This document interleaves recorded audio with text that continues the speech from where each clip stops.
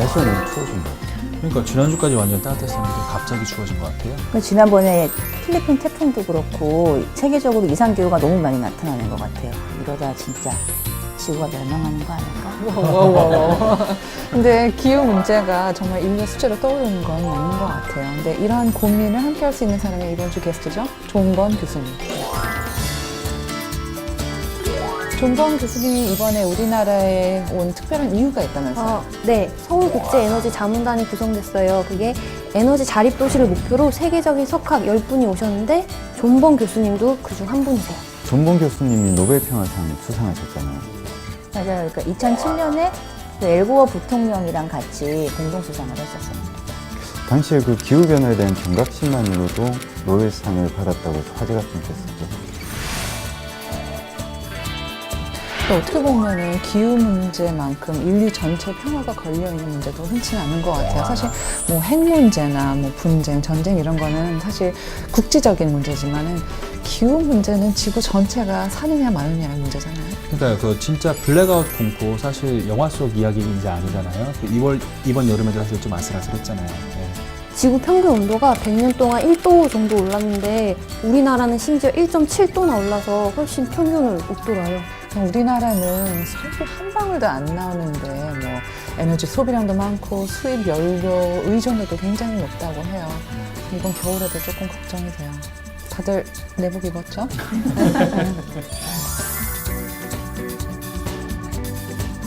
그래서 존번 교수님이 이제 자꾸 추천하시는 게 새로운 에너지 대안이 있어야 된다. 근데 그게 바로 이제 에너지 효율이라고 얘기를 하세요. 그러니까 풍력, 지열, 뭐 수소에너지 뭐 이런 거 다 신재생에너지 다 포함된 에너지가 쉬지는 않아서 그렇다고 해서. 신재생에너지. 네, 수소연료로 가는 친환경 자동차도 이미 시용화 되어 있다고 하거든요. 그래서 여러분들의 많은 의문점을 제가 존번 교수님에게 조목조목 여쭤보도록 할게요. 그런데 이것저것 개발하는 것보다 덜 쓰는 게 더 중요하지 않아요? 예리한데. 근데 사실 뭐 기본으로 그냥 돌아가자 하는 것도 방법 중에 하나일 것 같아요. 그러니까 개발도 전략도 필요한 게 요즘 같은 에너지 시대의 고민인 것 같아요. 근데 키워드 많이 나온 것 같으니까 한번 정리를 해볼게요. 자, 첫 번째는 노벨상을 할까요? 노벨상? 어때요? 네, 괜찮은 것 같은데요. 오케이, 싫으면 그럼 다른 거 해도 돼요. 노벨상, 기후 문제죠. 또 뭐가 있을까요? 저는 그 서울의 에너지 대안이 공부는 발전은 해야 되고 그렇다고 또 아까 세미가 말한 대로 계속 절약만 하고 있을 수만은 없을 것 같고 정말 실질적인 대안이 뭔가 현실적으로. 에너지 대안. 하나는 더 해야 되겠죠? 저는 기후가 요즘 이상하게 돌아가니까 그 지구가 멸망하진 않을까 이런 두려움도 좀 있거든요. 음모론자신 것 같아요. 약간 좀 관심이 많아요. 세계적인 기후의 흐름이나 요즘 변화는 어떻게 될 것인지 이런 걸 좀 기후변화 추세라고 할게요. 가능하네, 지구,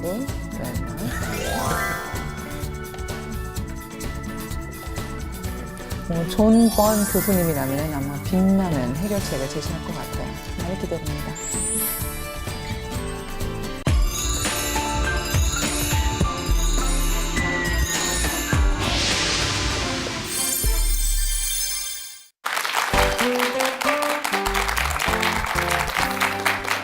Coal, oil, and natural gas.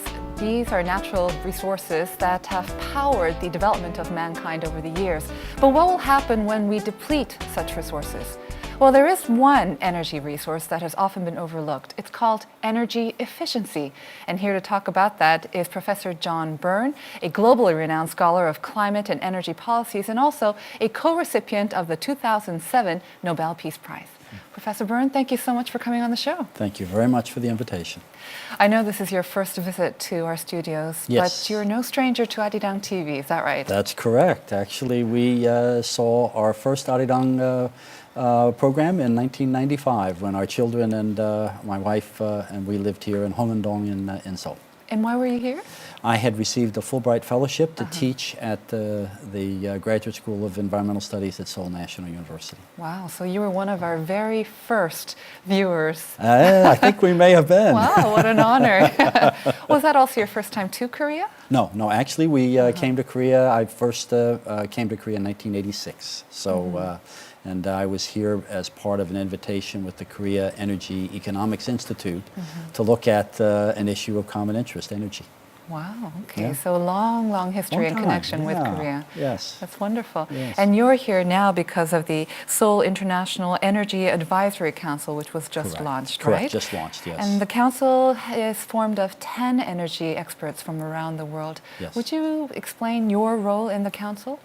I think I was selected to the council to help on two fronts. As you mentioned at the beginning of the program, energy efficiency and also renewable energy and how they can be applied in a city setting like Seoul.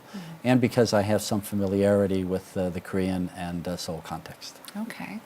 Well, before we go further, I'd like to just touch upon the definition of energy efficiency Good one. as a resource. Because when we think of energy efficiency, I, for one, would think of it as just a way to conserve energy. Yeah. But you're calling it a resource. Yeah. How so? Yeah, that's an important point you're raising, and it is saving energy. That is its function, but it's a way of thinking about how we use our ideas and turn them into practical technologies. If we can use our ideas to utilize energy in a more efficient way, then it becomes a resource. We now no longer have to use as much energy as we did before, and as a result, we don't need as much coal and oil and natural gas, the prices of which are climbing, and the uncertainty of the costs in the future make it difficult for us to depend upon those sources. So that's why we've begun to use the term energy resource for energy efficiency.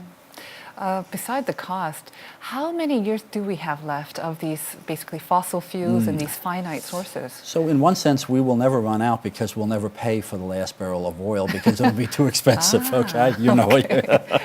But actually, I think realistically, given the demand in India and China, we are probably only 30 years or so of fossil resources that we can afford. They'll still be there, but we won't be able to afford them. So what do we do then? So, very good question. I think what we do is we start to use our intelligence to build a different energy infrastructure, one in which our buildings use much less energy but produce all the services that we need, lighting, air conditioning, heating, and so on. We start to build our new vehicles and our new transportation system that way. And we utilize another neglected resource, which is the renewable energy that graces us every day. And utilizing particularly, I think solar energy is going to be a very important resource for us in the 21st century. I want to talk about renewable resources in detail later on, but just to touch upon, you say 30 to 40 years left of maybe affordable fossil fuels, but we've been talking about, or we've been hearing about renewable energy, especially solar energy, for I would think about 30, 40 years. That's right. And we thought we'd have houses and offices that run on solar power by now, but what's happening? Didn't It happen. seems to be taking too long.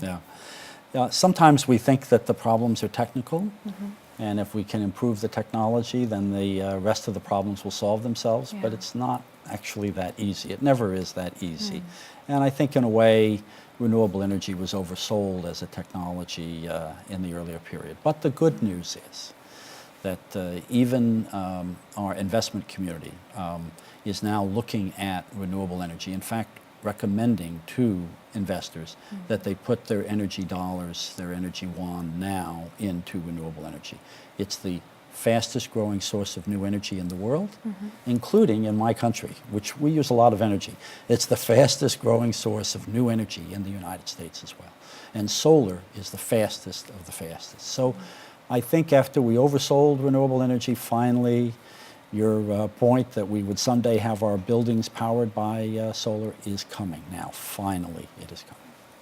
I've heard a lot of criticism that it's still very expensive. It's not reliable because we need to sometimes store the energy when we have cloudy days. It's not always sunny. Good point. So we still have a lot of issues. Yes, we'll Do you still think have some they will issues. be resolved in the near future? So solar energy is going to compete first when it is the most expensive time of day to provide energy to our buildings, which is in the hot afternoons. And that's the most expensive. So it's not competing against the low-cost energy options, it's competing against the high cost. And in that case, solar energy is, in some parts of the world, including my country, is already competitive for that high-cost market. It is now slated to be, by 2016, cost-effective throughout the summer. So you're going to see this. And this is how it happens. A lot of times when we have changes in the beginning, we don't really think the change. I don't know how you felt when you first saw a cell phone, but I can say when I first saw it, I thought, this won't work. You mean the big brick size Yes, ones? the big brick size ones, right? It's not going to work, No. okay? I was really wrong, Should have bought the stocks. okay? And I think those who are betting against solar energy are making the same incorrect bet. The technology is sophisticated now, and it's going to be able to be used very cost effectively in the very near future. And on your point about the need for storage during interruption, we're also working on that problem. There's some very exciting things going on, including in your cell phone. We don't maybe recognize how all of us depend upon storage technology for us to carry around our cell phones. So lots of interesting things are going on, and they are compatible. The innovations in cell phones are going to help solar technology, and the innovations in solar technology are going to help us in so many other ways. So note to self, buy stocks in solar panels now before, okay. Let's talk about energy efficiency then. Sure. You chose energy efficiency as Korea's most important energy resource. Yes. I guess it's Yes. because we don't have a lot of natural resources. Correct. Is that right? Correct. That's Okay. part one is you have to import most of your energy, Right. okay? But the other really important point, it costs in Korea now around 45, 41 per kilowatt hour to save energy through more efficient devices. That is, if you pay for the better TV, the better, more efficient TV will only cost you the equivalent of around 40 or 45 won per kilowatt hour. But into your household budget, you are being charged around 85 to 90 won per kilowatt hour. So it is far more cost effective than any other option available to Koreans at this time. And it's true in my country too. It's true everywhere in the world. The most cost effective energy option is energy efficiency. And if I can just mention, it also has a great environmental profile. No emissions. Wow. Could you, I sort of got what you just said. I think I understood the 40 and 80 Sure. won per watt. But if you can bring it into sort of more layman's terms, for Sure. instance, like a TV? Yeah, How let me that, try. yeah. So my wife and I, we just recently purchased a TV. And the TV we purchased is a backlit using a particular lighting technology, LED technology, invented by Samsung, by Samsung researchers. And in the United States, retail devices like that receive a rating by the U.S. Environmental Protection Agency. And the rating includes how much will it cost you to operate this TV per year. So when we went and bought our TV, the rating that US EPA gave to the Samsung invented TV is $19 US per year, or Wow. maybe cheap. Yeah, very cheap. And the previous TV would be rated around $200 a year. So almost 1/10. That's energy efficiency. That's correct. That's energy efficiency. It uses 1/10 the energy as before, and so my energy bills go down 90%.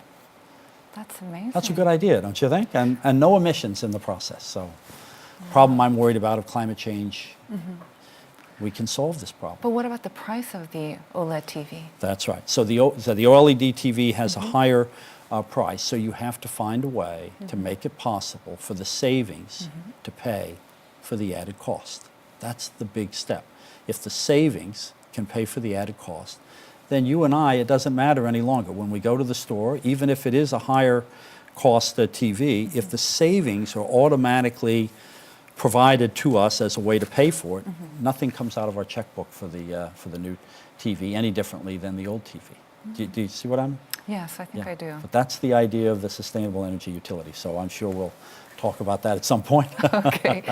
You also mentioned that Seoul needs an energy efficiency project. You Yes. mentioned this. Yes. What does that mean? Yeah, so this is really the sustainable energy utility. Okay. What we all need is a way now to take the savings that we're going to get by using better intelligence in our technology and be able to borrow against those savings. That way, you and I don't actually, it doesn't cost us more to buy the better technology. It now costs us the same as it would have before because we're borrowing against those savings. The savings are paying for the additional cost. Sustainable energy utility is a new kind of utility rather than trying to help you pay per kilowatt hour of use. It's going to help you with services. It's going to help you to buy the better technology in a way that there's no difference between the price of the more intelligent TV and the less intelligent TV. In fact, we hope we can make it so that the more intelligent TV costs you less. And when that happens, so we invented this idea and we actually developed it into a real option in first in the state of Delaware where my university is, and we organized a investment of $110 million in improvements in buildings for our schools, our hospitals, our public agencies. We got $148 million in guarantees from the companies that installed the better equipment. So $110 million cost, $148 million guarantee. I found myself in an unusual place. I was in front of Standard & Poor's making a case for an investment, and we got a AA+ rating for our, yes. Wow. AA+ is good. pretty That's what the good. U.S. government is rated. Wow. And recently France was downgraded to AA. So it means that the sustainable energy utility has a better credit standing at the moment. Than so France. so it's possible. We can really do this. We can make this work. That's wonderful news. Well, Professor John Byrne has stressed the importance of energy efficiency and practical implementation methods in various talks around Seoul. So let's see how Seoulites view energy and environmental issues.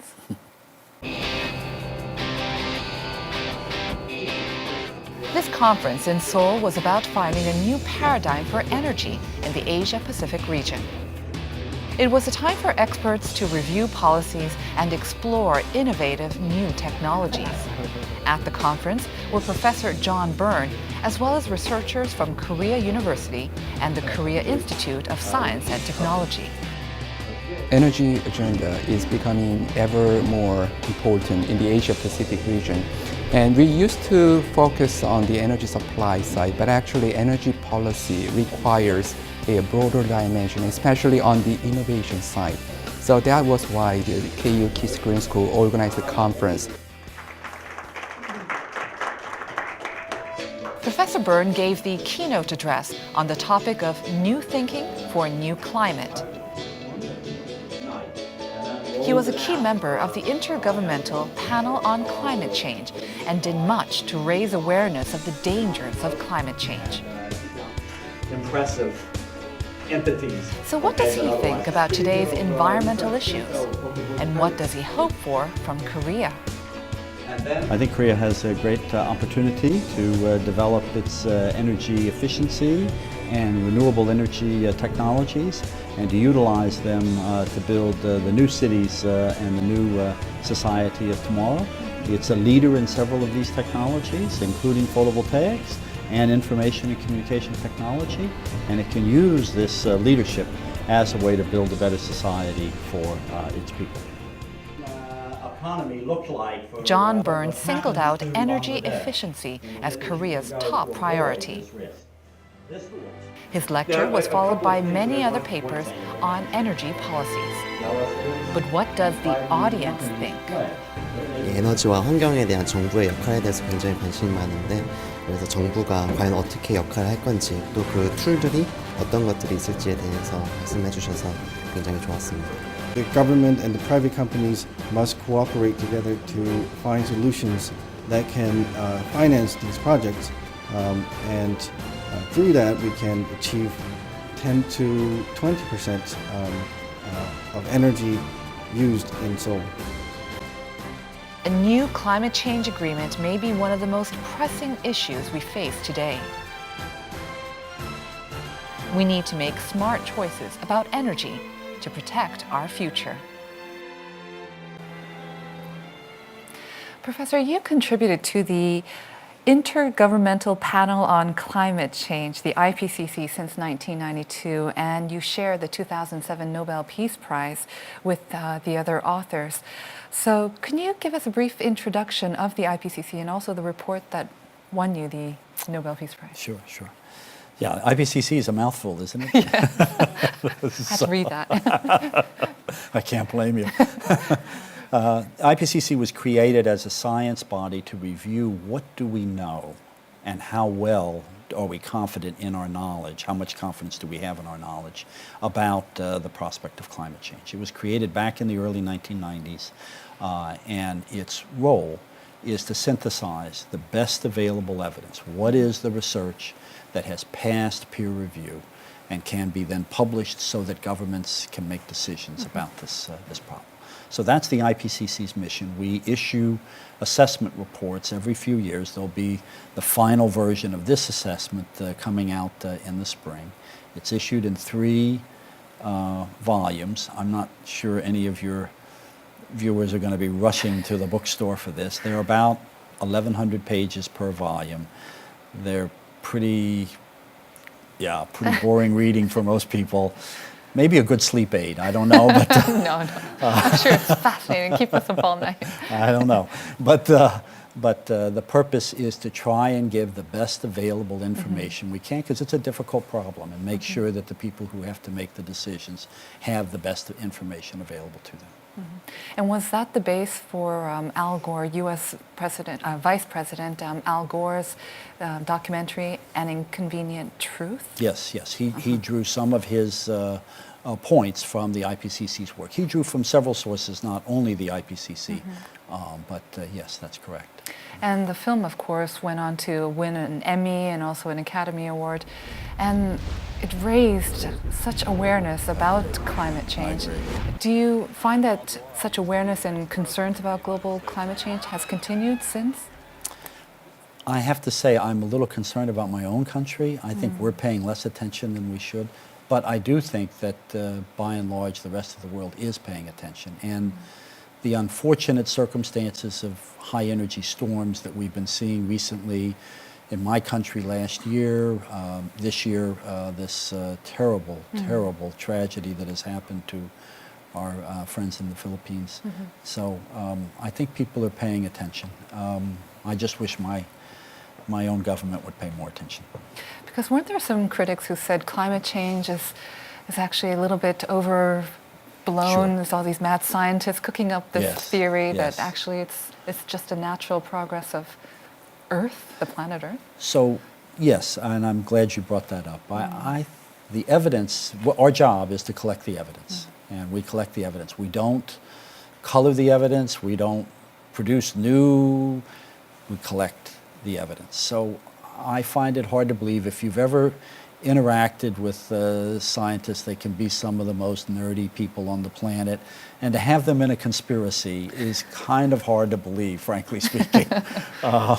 So it is the evidence, and it's not welcome evidence, but it is the evidence. And on the question of whether there are skeptics, of course, in any good scientific process, there should be folks who question.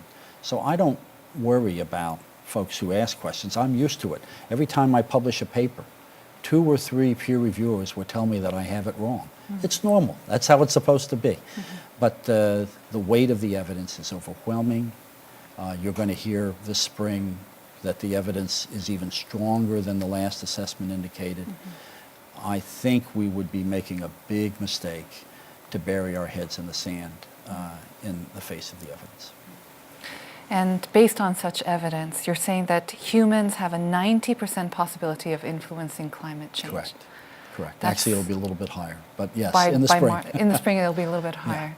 So if we have a 90% possibility of influencing climate change, do we have that much influence on reversing the damage that we've inflicting on the environment? It won't be easy, because the damage, once we have begun this process, and I'm not saying that we intended to do it, but once we went down this route, the problem we have, practically speaking, is the molecules of greenhouse gases. I'm not going to go into chemistry, I promise.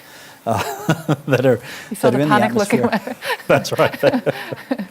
They last a long time in the atmosphere, so it's going to take a long time, no matter what we do, for this process to reverse. Okay, so that's all that I want to say on that point. That we want to be careful about having too high an expectation that we can turn it off immediately. But to your point, can we actually reduce?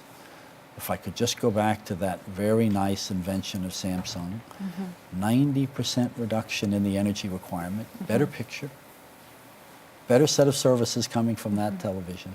If we use our intelligence for this purpose, yes, we can reverse the damage that we've caused. It'll take a while, but we can do it.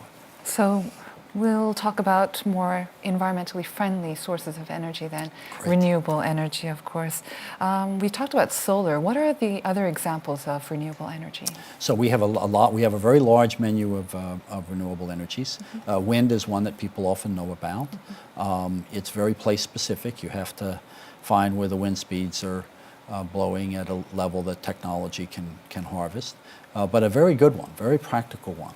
About 3 meters below the surface of the Earth, the temperature is a relative constant. It's a constant in Fahrenheit about 55 degrees, 50 degrees, 55 degrees. If we use that temperature to warm or cool our buildings, instead of what we do now, when it's really cold outside, we try to heat cold air. Why not use what's called geothermal energy options? Another very good one is bioenergy. The use of biomaterials we have to be careful. We don't want to use food sources for energy. But It's not banana skins then? Biomass, like we Back could to the use Future? there's better than banana skins, but there are a number of options that we can use of those materials. That's right. You have the essential point. So bioenergy, wind energy, geothermal, and of course solar.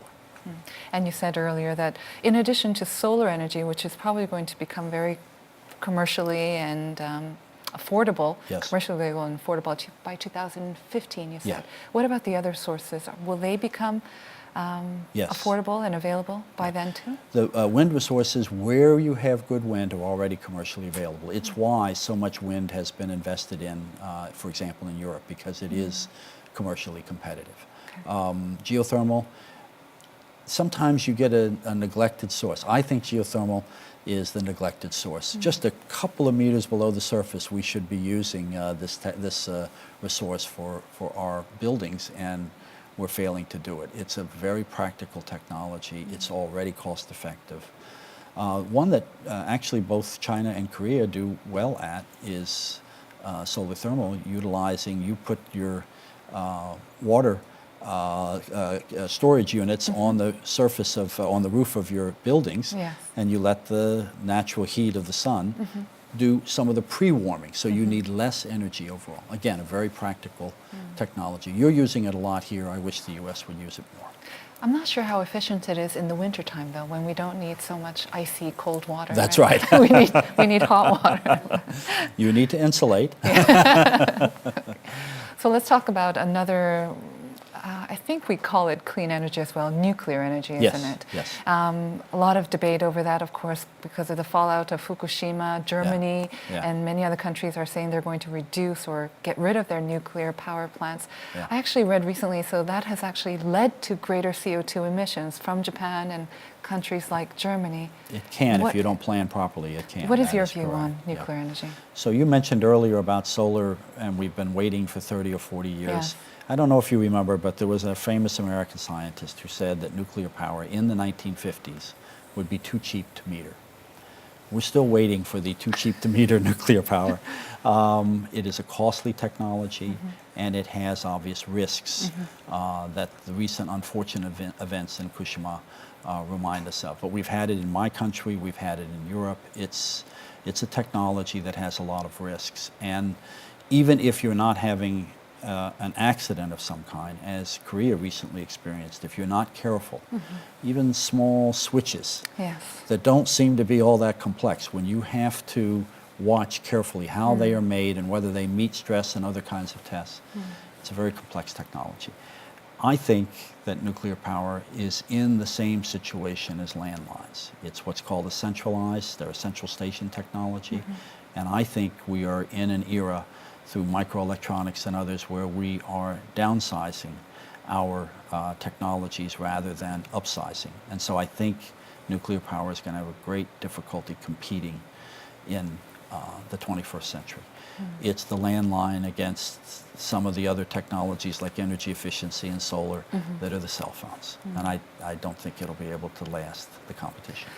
So nuclear power plants and solar energy, renewable energy, that seems to be up to companies and governments. Yeah. But what can we ordinary citizens do? There must be some ways that we can also increase our energy efficiency, if that's possible, or conserve energy. What can we do? Absolutely. There's lots of things that we can do as just ordinary folks. When you go into the store and you're buying new stuff of whatever kind, we not only need to look at the price, we need to look at what is its performance rating and make sure that we choose the better performing option. When you do that, the higher efficiency TVs, as they make their way in, that's going to be a huge saving for everybody, and that's driven by us. We can make those choices.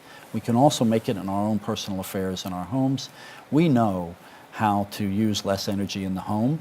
We've always known how to do it, and a lot of times it takes our children to remind us, who tell us, Mommy, Daddy, you need to turn off the light, or Mommy, Daddy, you need to recycle the newspaper, or all of these are very practical steps that we can do, and it actually is good for our planet, and it's good for our children. So we are making a difference when We we are just making a difference switch when we off the do that. lights. Yeah. So when did you become interested in energy? Were you an energy nerd from a very young age? Excuse the term, but were you always as interested No, in energy? I welcome it. That's who I am. I know it's. I became interested in energy in the 1980s when it became clear that we were going to make a shift from one energy system to another.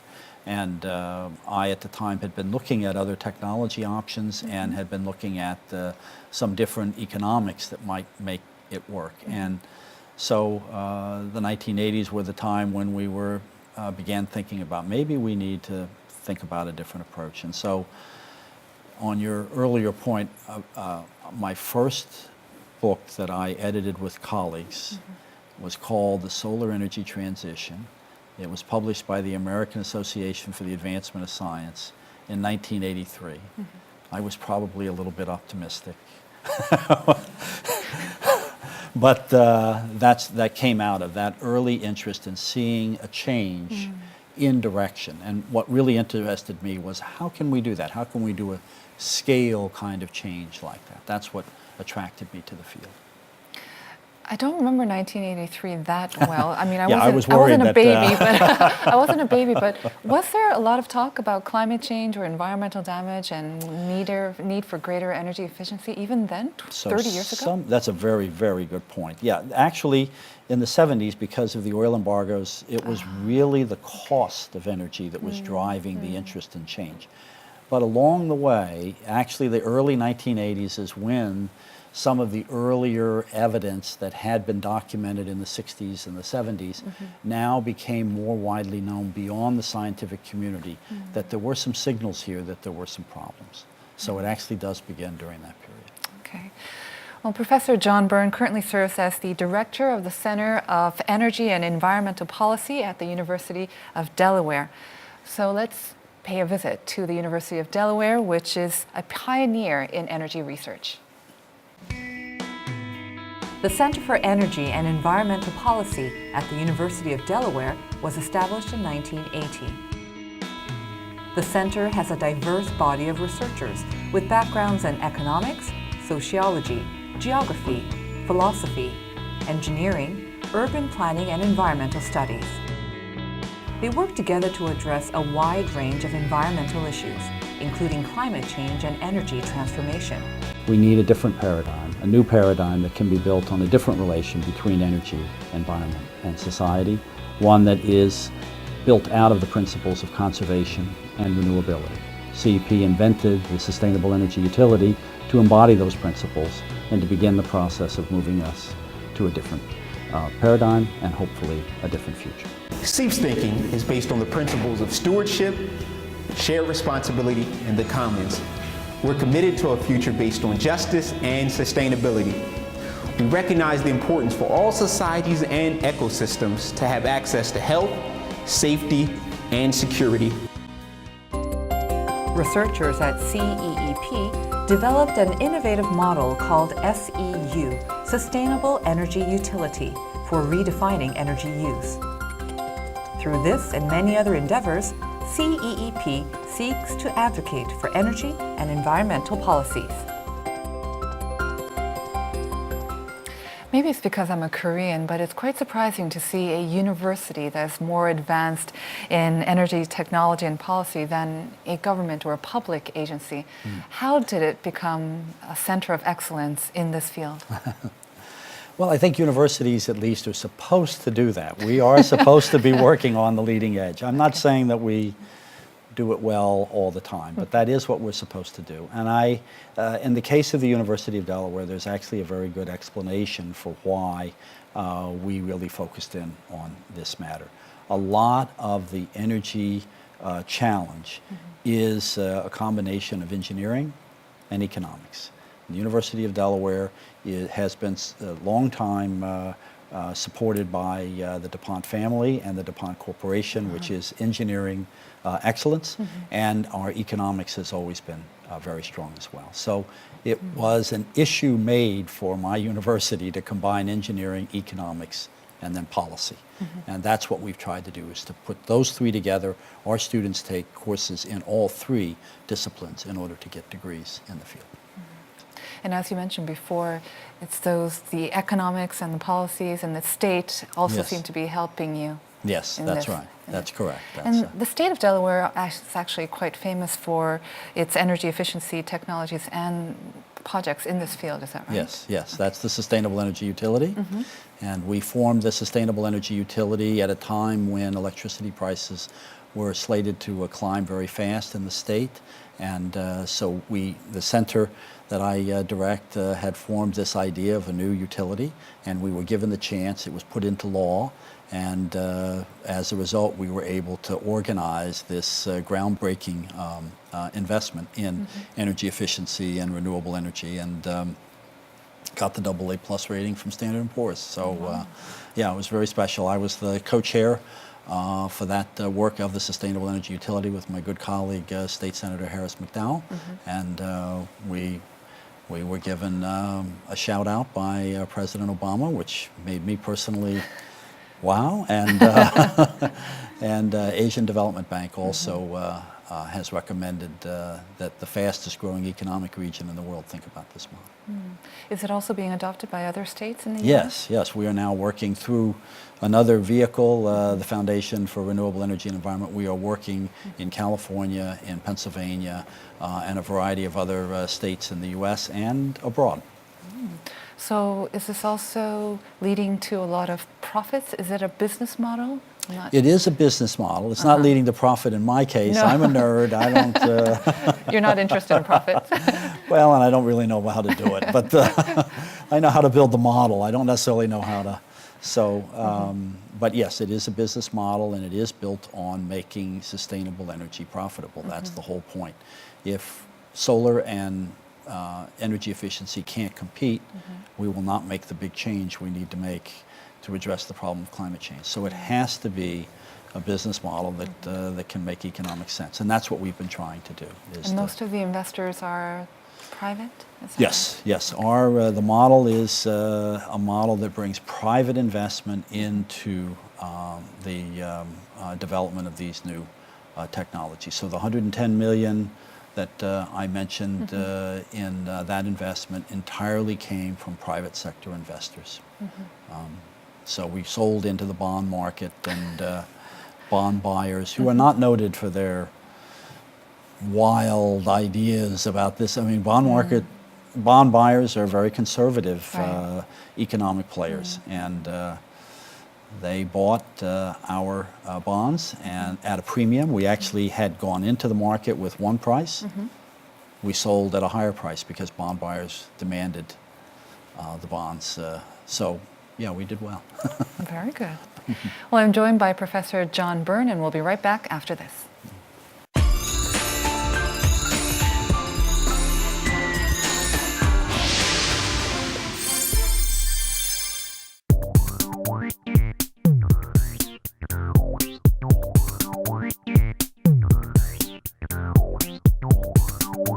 A long time ago we used. We depended upon running water would be the principal way that we would pump and things like that, and then we stopped using those sources, and we switched to the fossil fuel sources. So, but the debate is, should we be calling it energy sources anymore, or whether we should be calling it energy services? That what we're really doing is providing services. What people want is not coal. They want heat, or they want cooler air, or they want lighting. Professor, do you think Korea has the potential to conserve energy and also improve the efficiency of how we use energy? I think you do. Yeah. I think you actually have some very special opportunities that way.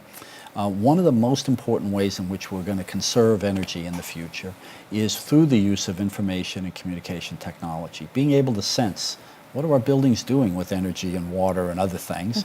And you are one of the leaders in the world in so-called ICT, information and communication technology. That data, and used for modeling purposes to say how the buildings are performing, is going to be a really important next step. I think it's the next generation idea that's going to be driving the new energy world that we're talking about. So I think Korea has an exceptional opportunity that way. You also have another, in the case of solar energy, the technology itself is like a microprocessor chip. And you are also very good in that technology, and you are producing some of the higher quality solar cells that are in the marketplace today. So I think that Korea has the opportunity and the ability to be a leader in this field. Are there any specific projects or maybe collaborative projects that you're working on? That we're trying to work on? Yes. And, we've begun working with a new university that has been created in Korea, the Daegu Gyeongbuk Institute of Science and Technology, and it has essentially a green energy department that's working on the next generation fuel cells and the next generation solar cells. And again, I think both of those technologies are going to play a big role in our future, and we're very pleased to be cooperating with DGIST on this score. In addition, we have a relationship with Korea University, and here we are trying to work on the economics of these new technologies, how to improve the economics worldwide and here. And I just mentioned a third, which is perhaps the longest standing relationship with Gyeongbuk National University, also in Daegu. The International Solar Cities Initiative is headquartered in Daegu, and the president is a professor. Kim Jong-dal is one of our very first PhD graduates from the center. So we're very proud of all of the good work that he has done. That's great. You mentioned a little bit about next generation fuel cells and next generation energy sources. But for the final question, let me ask you to look even beyond the next generation. Yes. Because we saw in films like the banana peels, yes, crude form of biofuel, I guess. Yeah. But are there certain energy sources that we haven't even heard of, maybe that's only come out in science fiction books or movies that you're thinking that could have a realistic application? Well, that's a really good question. First of all, that's a somewhat scary question, because if you were to ask yourself, when the brick cell phone, as you mentioned earlier, came out, would you have ever thought of all the functions that are now in the cell phone today? I think we're in a world where innovation of that kind is going to happen. And sort of looking from this place to what those new ideas are going to be will probably be off, because we won't really imagine in the way that we're going to see new options. But I do think, having said that, I do think that we're going to see some breakthroughs in materials, new materials that we're going to use in storage, that we're going to use in solar cells, that we're going to use in cell phones. These new materials are going to provide an entirely different way for us to think about how, for example, in the case of solar, we're probably going to be using flexible solar cells. It's going to be extruded kind of like a plastic, and it will radically change the way in which we can use the technology. What about, I think it was in Spider-Man, a mad scientist started building an energy source. It was almost like a miniature sun. It was supposed to be the source of infinite energy. Yes. Is that just something in the movies, or is that something that's actually being developed super secretly that maybe you're not mentioning? I promise I'm not keeping secrets. Fusion technology has been looked at as the way in which we create a new sun. Chances, a lot of very bright people worked on it. I don't think it has much of a promise in that regard. But it is good. It lasted. If you think about it, the original publication of that story is back in the 50s. So the story is still amusing people in the 21st century that way. Okay, but I don't think it has any reality for us. Okay. Well, I'd like to thank you, Professor Byrne, for sparing some time of your schedule to talk with us. Who knew energy and energy efficient could be so much fun and stimulating? I'm sorry, but it really was so entertaining. Thank you very much. Thank you and very informative. much. I really appreciate the invitation. And that was our conversation with Professor John Byrne. You can see a repeat of our show on our homepage, arirangtv.com. Join us again next time. Until then, bye-bye.